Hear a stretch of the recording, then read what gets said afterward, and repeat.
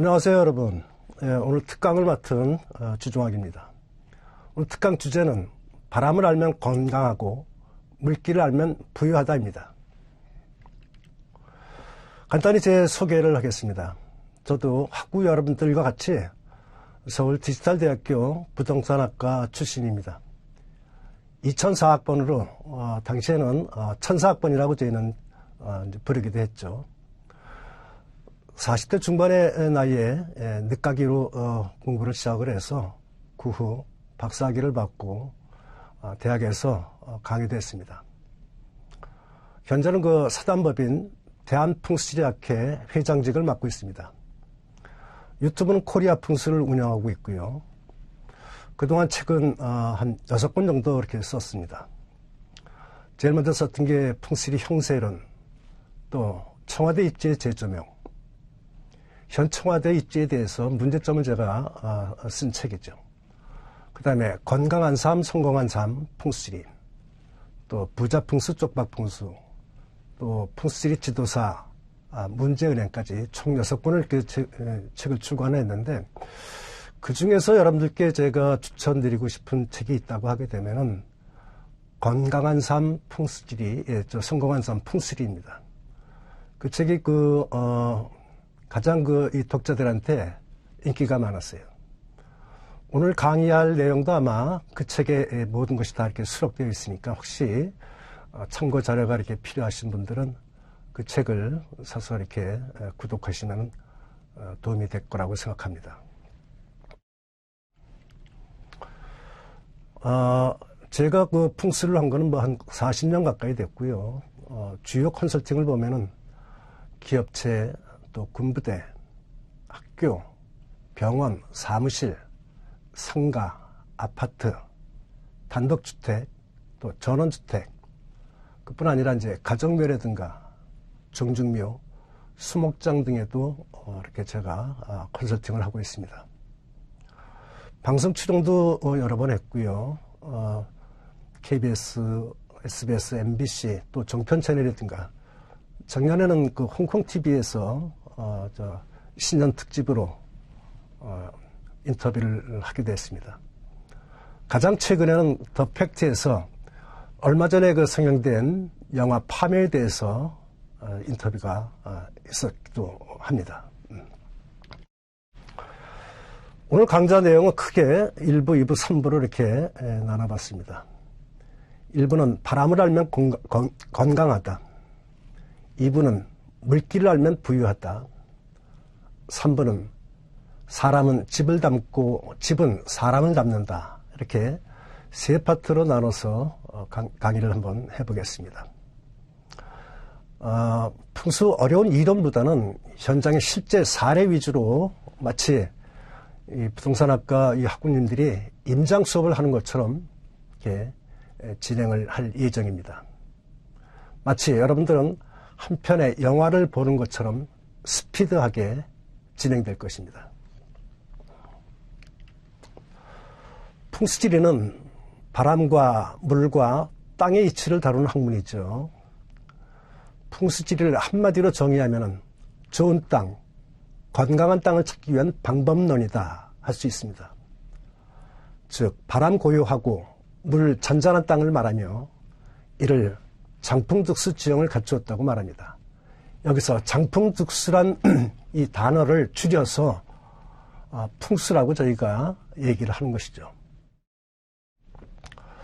그런 지형은 인체 건강에 유리할 뿐 아니라 즉 장풍득수가 이루어진 지형을 얘기를 하는 것이죠. 그런 지형은 인체 건강에 유리할 뿐 아니라 재화가 풍족해서 안정적인 삶을 영위할 수 있게 됩니다. 반대로 바람 심하고 물이 부족한 곳에서는 건강과 경제적인 면에서 크게 불리하게 됩니다. 따라서 여러분들이 터를 고를 때는 길한 곳을 찾고 흉한 곳을 피한다는 것이 풍수의 핵심입니다.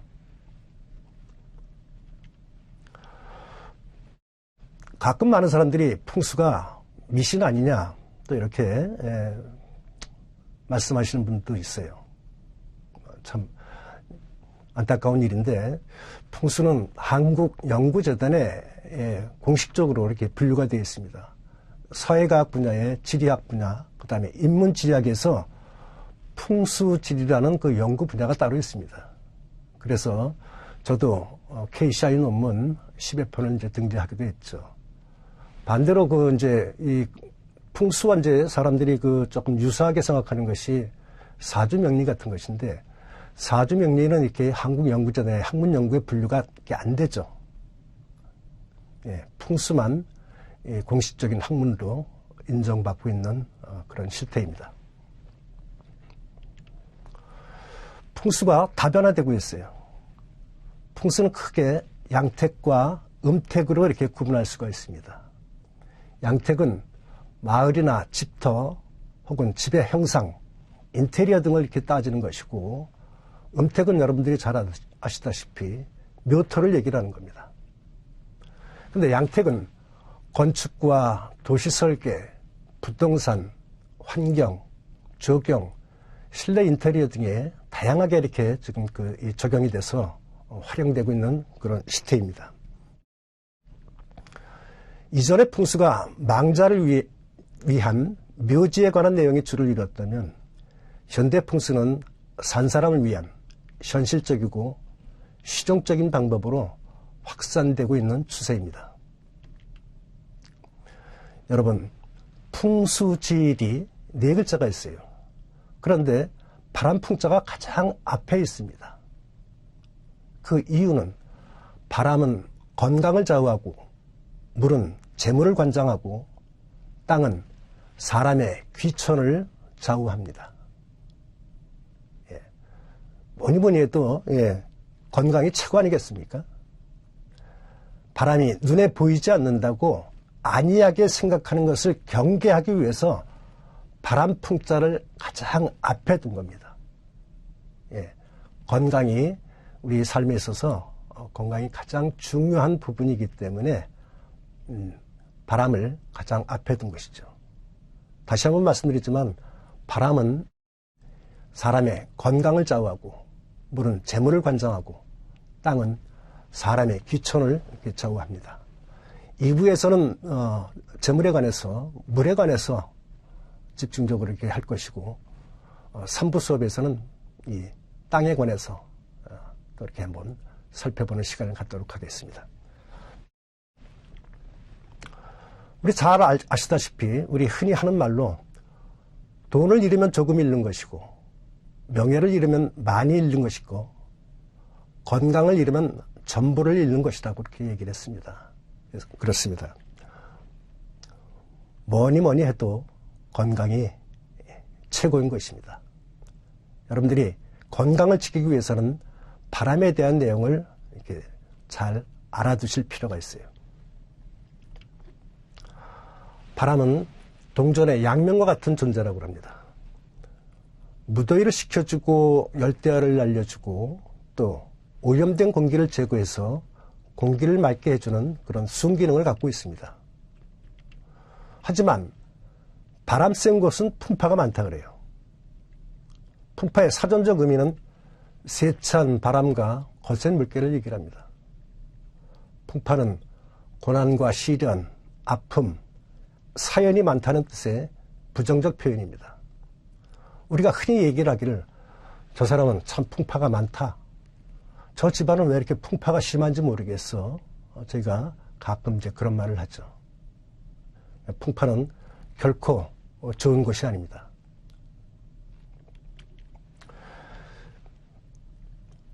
저희가 말하는 그 풍수에서 말하는 바람은 지속적인 바람을 얘기를 하는 거예요. 예. 일정한 방향에서 반복적으로 부는 바람을 우리가 지속적인 바람이라고 하는데, 그 직접적인 영향을 보게 되면은 기온이 떨어지고, 기압이 떨어지고, 소음이 발생하고, 열선실이 생기고, 또 수분이 증발하게 됩니다. 동반되는 영향을 보게 되면은 인체 건강에 불리하고, 지속적인 바람을 맞으면 그렇다는 겁니다. 동식물의 발육이 부진하고, 건축물이 노후되고, 자연재해가 빈번합니다. 즉 화재가 자주 일어나게 되죠. 그리고 여성분들은 바람을 계속 맞게 되면 피부가 건조해지게 되겠죠.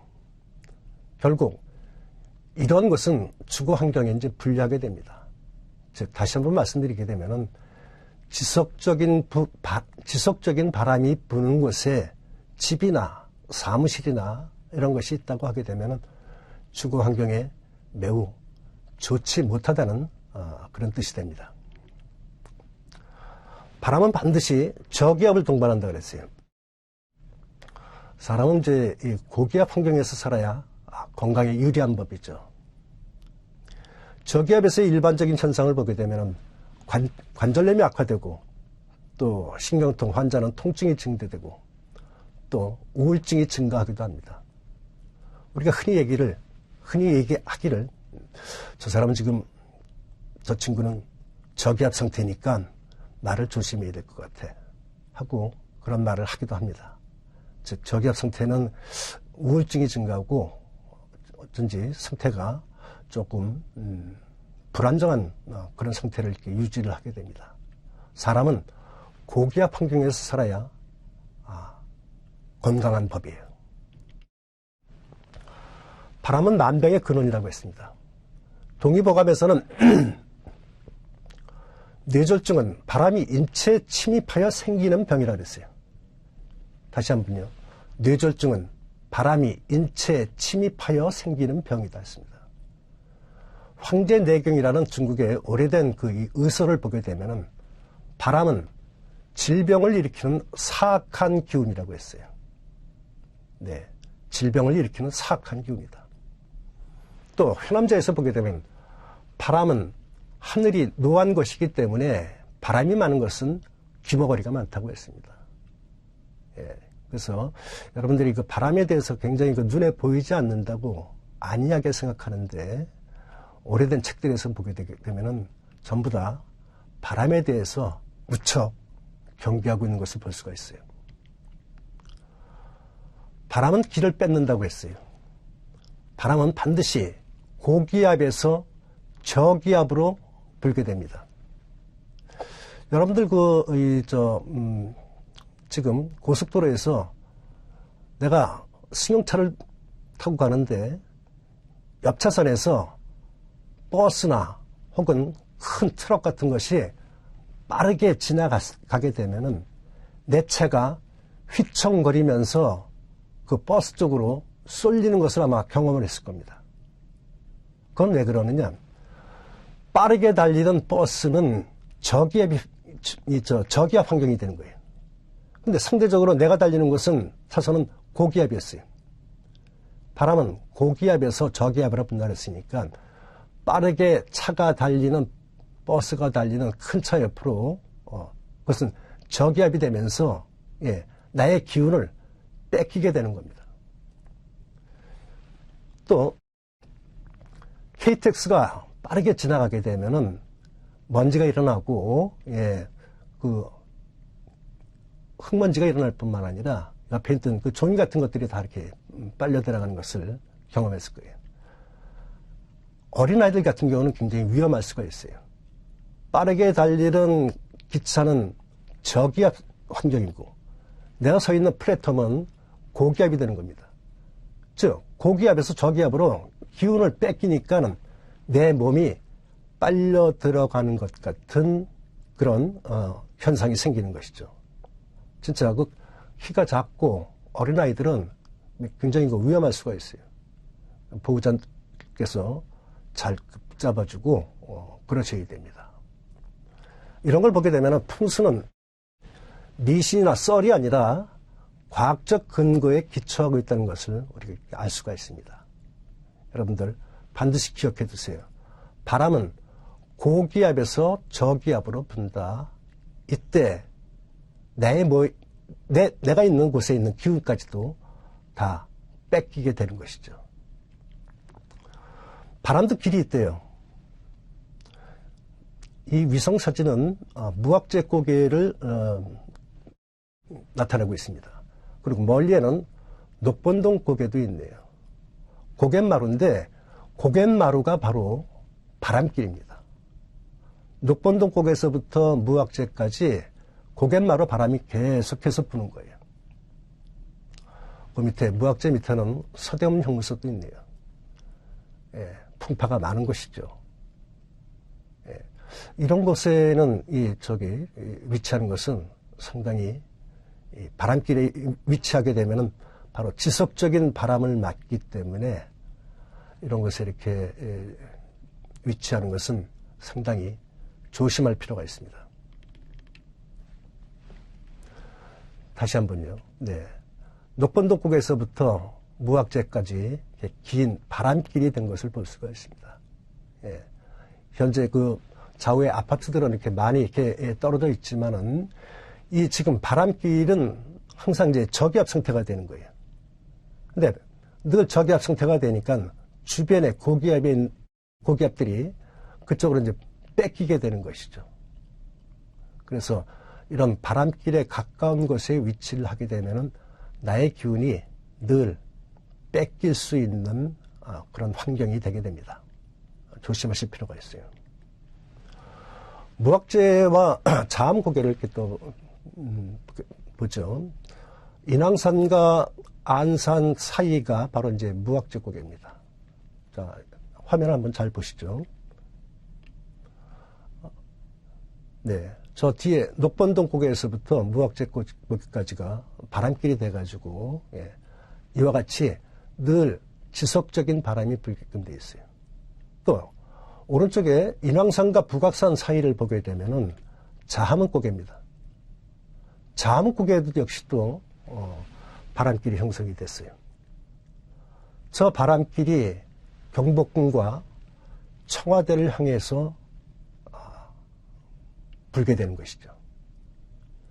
풍수는 바람을 피하는 것이 가장 우선적인 것인데, 현재 이 자암고개가 깊이 이렇게 함몰을 해가지고 경복궁과 청와대를 향해서 이렇게 바람길이 형성이 됐다는 것이 상당히 문제가 되는 것이죠. 무학재 바람길을 다른 각도에서 현장 사진을 이렇게 찍어봤습니다.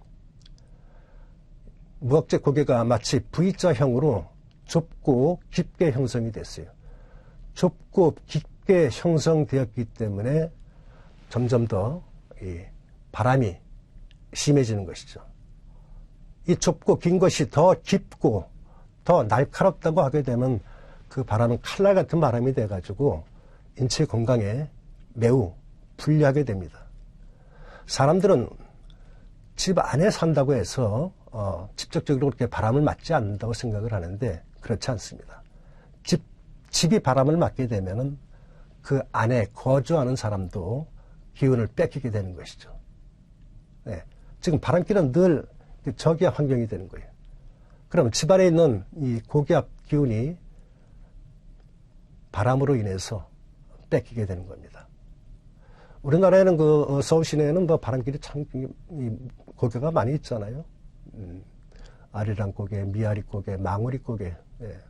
이런 것들 여러분들 입지 선택에 신중할 필요가 있어요. 자암 고개를 다른 각도에서 제가 찍어봤습니다. 북악산과 인왕산 사이가 깊이 함몰이 돼가지고 자암 고개가 이제 형성이 됐는데 그 지점을 통해서 이제 계속 북서풍이 부는 거예요. 그 북서풍이 경복궁과 청와대를 향해서 지속적으로 분다는 것이죠. 그래서 제가 아까 소개해드렸던 청와대 입지 재조명이라는 책에서 제가 청와대 입지에 대해서 제가 문제점을 지적한 바가 있습니다. 청계천 바람길이요. 바람이 부니까 청계천변 공기가 맑아졌다는 그런 그 보도도 있습니다. 하지만 바람길은 늘 저기압이라 그랬어요. 바람길에 거주하게 되면 가랑비에 옷 젖듯이 인체 건강에 피로가 누적이 됩니다. 그래서 여러분들은 바람길에 사는 것을 사무실이나 집이나 혹은 묘나 상당히 조심할 필요가 있습니다. 잠시 잠깐 있는 거에 뭐 어떻겠습니까만은, 네, 거기서 24시간 잠을 자고 1년 12달 거주를 한다고 하게 되면은 점점 기운을 뺏기면서 피로가 누적이 되고 그것이 병으로 발전할 수 있는 것이죠. 그래서 바람에 대해서 여러분들이 조심할 필요가 있어요. 골짜기는 물과 바람의 통로라 그랬어요. 그렇습니다. 바람은 산 골짜기를 보게 되면은 밤에는 산 위에서 아래로 불고 이것을 우리가 마운틴 블리즈라고 하고 낮에는 산 아래서 산 정상을 향해서 바람이 불게 됩니다. 밸리 브리지라 해서 둘을 합해서 우리가 산곡풍이라고 해요. 즉 골짜기는 이 물과 바람의 통로가 되는 겁니다. 낮에는 산 정상의 햇빛에 의해서 빨리 데워지고 밤에는 지열에 의해서 산 아래가 온도가 높다. 공기는 상승과 하강을 반복하면서 산곡풍이 발생하게 된다. 만약에 저런 지형, 골짜기 지형에 집이 있다고 생각을 해보세요. 혹은 묘가 있다고 생각을 해보십시오. 늘 바람을 맞는 거예요. 하루 왼종일 밤낮으로 저 골짜기 바람을, 골바람을 맞게 되는 겁니다. 매우 좋지 못한 그런 입지가 되는 것이죠. 베르누이 중리를 정리를 한번 볼게요. 유체는 넓은 곳에서 좁은 곳을 지나면 속도는 빨라지고 기압은 낮아진다고 했어요. 그렇습니다. 좁은 곳을 통과하게 되면은 속도는 빨라지고 기압은 낮아진다고 했죠. 예. 우측 그림을 보게 되면은 혈관이 2분의 1로 좁아지게 되면은 혈류는 4배가 증가한다고 합니다. 이게 바로 이제 동맥경화인데, 예. 혈류가 4배가 증가를 하면서 어떤 현상이 생기냐면은 혈류가 빨라지니까, 네, 피가 빠르게 달리다 보니까 거기는 저기압 환경이 됩니다. 혈관 바깥은 상대적으로 고기압이 되는 거예요. 그런데 기압은 반드시 고기압에서 저기압으로 이동을 한다고 했잖아요. 이런 경우에 어떤 현상이 생기냐면은 혈관 바깥의 고기압 기운이 혈관 내부의 저기압 기운으로 힘을 작용을 하면서 동맥경화가 생기는 거예요. 예. 바깥에서 안쪽을 향해서 이렇게 누르게 되니까, 예. 프러가 낀데, 혈류가 통하지 않고 동맥경화가 생기고 심장마비가 올 수가 있는 것이죠. 예. 여러분들, 지금, 속도가 빨라지게 되면 반드시 저기압 환경을 일으킨다는 것을 지금 제가 설명드리고 있어요. 계곡풍은 골바람이라고도 합니다. 다른 용어로는 요풍, 질풍, 살풍, 천풍, 적풍, 음풍 등으로 이렇게 부르게 돼요. 요풍은 골짜기에서 부는 바람을 말하는 것이고, 질풍은 병을 일으키는 바람을 말하는 것이고, 살풍은 사람을 죽이는 바람을 말합니다. 천풍은 천박한 바람이라는 뜻이고, 적풍은 나의 기운을 빼앗아가는 도적과 같은 바람이다 그래서 적풍이라고 부릅니다. 음풍은 음산한 기운을 말하는 것이죠. 옛 어른들이 말씀하기를 골바람 맞으면은 골로 간다 그랬어요. 다시 한번요. 골바람 맞으면 골로 간다. 상당히 무서운 얘기입니다. 또 바람 피하기를 도적 피하듯 하라고 했어요. 여러분들 이 계곡에서 부는 이런 바람이 요풍, 질풍, 살풍, 천풍, 적풍, 음풍 등 이게 지속적인 바람인 것입니다. 이런 지속적인 바람이 부는 곳에 집이 있다거나 혹은 묘가 있다거나 혹은 상가가 있다거나 또 공장이 있다거나 하게 되면은 상당히 문제가 될 수 있는 것입니다. 계곡풍은 전후좌우 방위에 관계가 없어요. 네. 어디서 불든 계곡에서 불게 되면 다 그럼 우리가 남쪽에서 불면은 좋고 북쪽에서 불면 나쁘다 이런 건 없습니다. 동서남북 어느 방위에서 불든 계곡풍 다 마찬가지죠. 지금 집을 보게 되면은 집 두 곳이, 네, 뒤가 허해요. 그래서 골바람을 맞게 되어 있습니다. 반대로 이 집은, 네, 뒤에 산이 배산임수를 잘 이루어졌기 때문에 이 집은 바람을 맞지 않는 집이 되겠죠. 이 두 집은 바람을 맞는 집이 되고 말았어요. 역시 마찬가지고요. 네, 이것은 상곡풍이 분달했어요. 하나, 둘, 세 군데에서 이렇게 바람이 부는 곳이기 때문에 가장 위험한 곳입니다. 그런데 사람들은 이와 같은 곳에 깊은 계곡에 물 맑고 공기 좋은 곳이라 그래서 들어가는 그런 경향이 있는데 조심할 필요가 있어요. 풍동 실험을 했습니다. 근데 보게 되면은 이 모서리에서는 바람이 좀 더 빨라지는 것을 볼 수가 있어요. 이 간격이 좁다는 것은 바람이 이제 굉장히 빠르다는 뜻입니다. 예. 이런 모서리 부분에서 굉장히 빨라지고 있어요. 당연히 바람이 빨라지니까 저기압 환경을 유지하게 됩니다. 예. 조금 그림을 좀 확대해서 보니까 특히 이런 부분이 모서리 부분이 굉장히 바람이 빨라지는 것을 볼 수가 있어요. 그런데 정확하게 배산임수를 이런 지점은 전혀 바람이 없다는 것을 알 수가 있습니다. 그래서 배산임수가 좋다는 것이 등 뒤에서 부는 바람을 완벽하게 막아주는 역할을 하기 때문에 우리가 배산임수 지형을 선호하는 것이죠. 골목바람도 있어요. 요거는 제가 서경대학에서 오랫동안 이제 강의를 했는데 서경대학교 뒤 두 문짝입니다. 근데 이것은 한여름에도 이 골목에서 바람이 쳐요. 먼지가 얼마나 이렇게 많이 나고 그렇게 한지 모릅니다. 그래서 여기를 지나갈 때는 눈, 귀를 손으로 이렇게 입으로 가리고 그리고 지나가야 될 정도로 골바람이 심한 곳이에요. 자, 골목바람이 심한 곳이죠. 그렇다고 하게 되면 여기는 늘 저기압 환경이 된다는 겁니다. 그 주변 집들은 전부 이제 고기압인데 이 골목이 늘 저기압 환경이 되니까는 늘 바람을 뺏기게 되는 거예요. 이 기운을 뺏기게 되는 겁니다. 좋은 현상이 아니죠. 골목급집도 역시 마찬가지예요. 이런 골목급집도 늘 이렇게 바람을 맞는 곳이죠. 아파트도 역시 단지 내 아파트도 마찬가지죠. 그래서 골목급집은 경매가 반복되는 경향이 있다고 합니다. 단독주택이나 공동주택도 역시 마찬가지고요. 터널 주변도 역시 늘 이 바람이 센 곳이죠.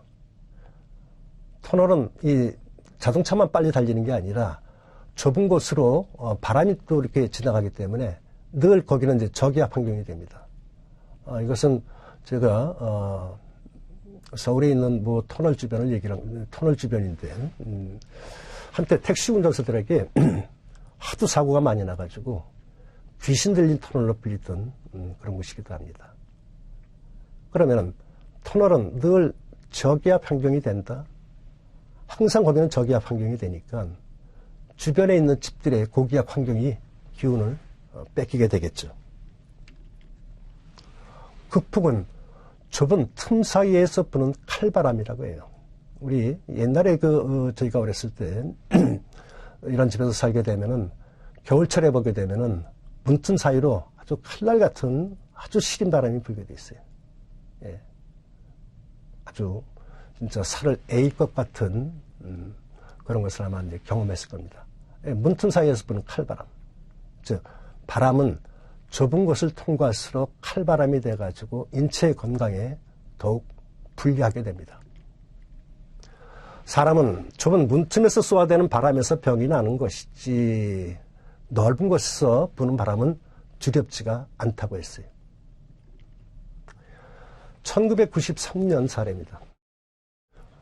저에게 화천에 사시는 분이 곰사육 농장을 하신다는 분이 달랑 지형도 한 장을 갖고 왔습니다.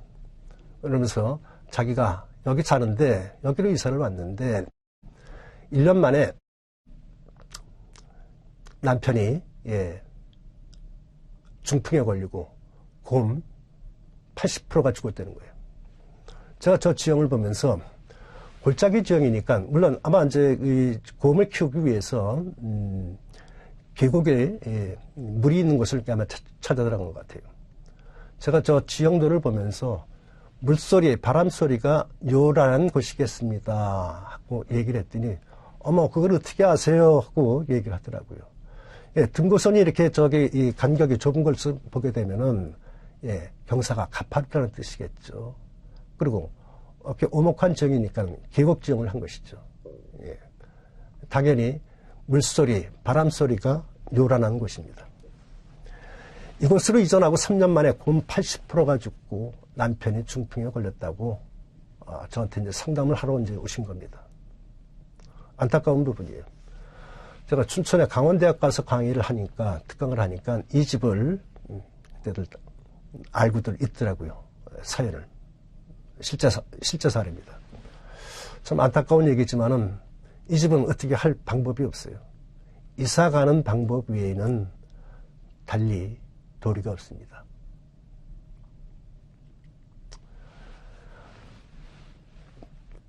몇 년 전에, 오래전에, 한 10년 전에 대구 모 중학교에서 학교폭력으로 학생들이 연이어 이렇게 잘못되는 그런 사고가 있었어요. 학교가 지금 요 지점에 있습니다. 중학교가. 중고등학교가 같이 있는데 좁고 긴 골짜기 지형을 하고 있어요. 그리고 깔때기 같은 지형입니다. 당연히 바람이 모이는 곳이겠죠. 또 등 뒤에서는 학교 뒤에서는 깊은 골바람이 불 뿐만 아니라 앞에서도 또 이렇게 바람이 깔때기 지형이 됐으니까 바람이 모이는 것이죠. 풍파가 많을 수뿐이 없습니다.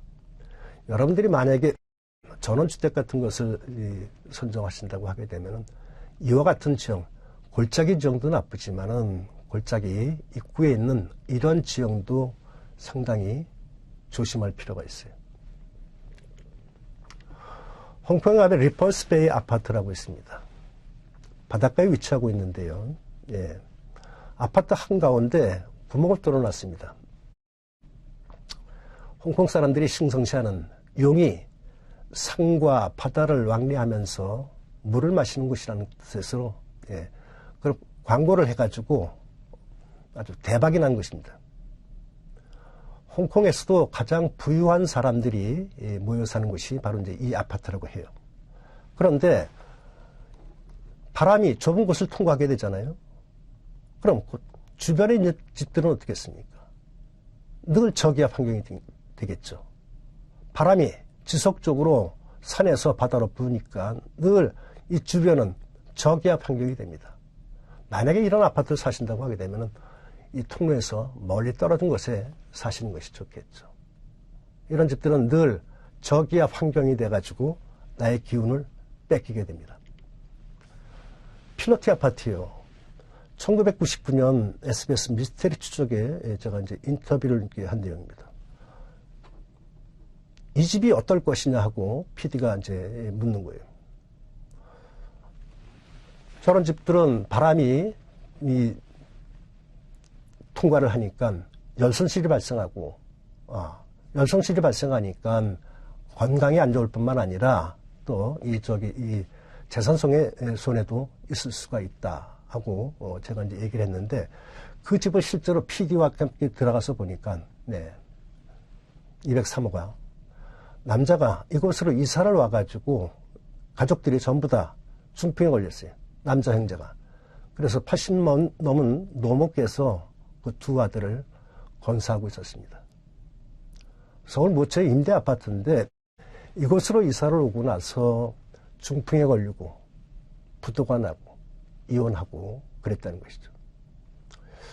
이랬을 경우에 지금 저는 203호를 얘기하는 것인데 그럼 303호는 어떨까요? 303호는 전혀 걱정할 것이 없어요. 203호가 전부 다 이렇게 바람의 영향을 받기 때문에 303호는 상대적으로 전혀 관계가 없습니다. 다만 통로 주변에 있는 이런 아파트들은 전부 다 영향이 있을 수 있겠죠. 그런데 203호가 바람을 맞는 그 단면적인 넓기 때문에 가장 피해가 심했던 겁니다. 전남 모처의 두 마을은 300m 떨어진 곳이에요. A마을과 B마을이. A마을 이장이 저한테 말씀하기를 B마을 사람들은 남자가 태어나서 환갑을 넘은 사람이 거의 없다고 합니다. 상당히 무서운 얘기였어요. 그런데 왜 그런지 그때 당시에는 알 수가 없었어요. 그래서 그때 이제 사진을 찍어가지고 왔던 건데, 그리고 나서 이제 최근에야 돼서, 이게 알게 된 겁니다. 저 마을은, B마을은 고갯마루 지형에 위치하고 있구나. 그렇습니다.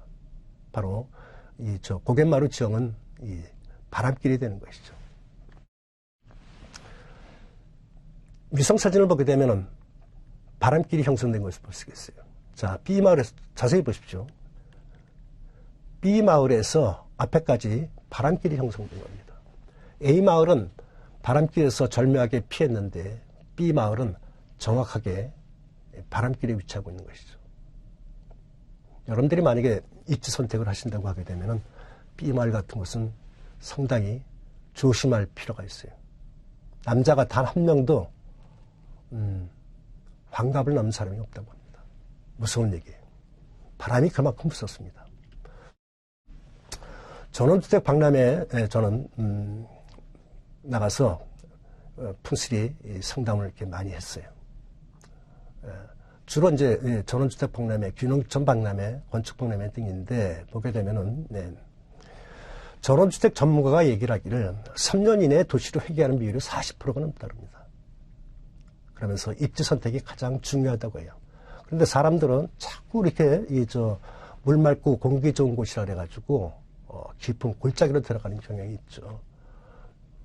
네, 이와 같은 이 깊은 계곡을 이렇게 선호하는 경향이 있어요. 시리와 열목구가 사는 곳이라고 그렇게 하는데 이런 깊은 계곡은 골바람이 부는 곳이라는 것을 여러분들 꼭 기억하시기 바랍니다. 요즘 전원주택을 선호하면서 물 맑고 공기 좋은 곳이라고 점점 더 계곡 깊숙이 들어가는 경향이 있다. 그러나 이러한 지형은 골바람의 통로라는 것을 잊고 있다. 상식적으로 생각했을 때 그렇게 좋은 집터라면 옛날 사람들은 몰랐을까? 네, 여러분들은 그런 것은 골바람이 부는 것을 굉장히 조심할 필요가 있습니다. 바람에 대한 경계의 글로서 마무리를 하겠습니다. 바람은 모든 병의 근원이다. 바람은 사람을 상하게 한다고 했어요. 좋은 길은 바람을 타면 흩어진다고 합니다. 좋은 땅은 바람 피하기를 도적 피하듯 해야 한다고 했습니다. 만약 당신이 산속에서 거처한다면 가장 두려운 것이 계곡풍이다. 산곡풍이 부는 골짜기에서는 벙어리가 유전된다고 했습니다. 가장 두려운 것이 골바람이 부는 땅이니 마침내 사람이 끊어질 것이다. 사람이 많이 다치고 죽고 병들고 한다는 것이죠. 그러나 넓은 평지에서 부는 바람은 전혀 두렵지 않다. 그렇습니다. 여러분들 넓은 평지에서 부는 바람은 전혀 두렵지가 않아요. 좁은 골목바람이라든가 좁은 곳을 통과하는 그런 바람이 산곡풍 같은 것이 인체 건강에 치명적으로는 작용을 하는 것입니다. 여러분 모두 바람에 대한 경계의 글을 유념하셔가지고 여러분 모두 건강하시기 바랍니다.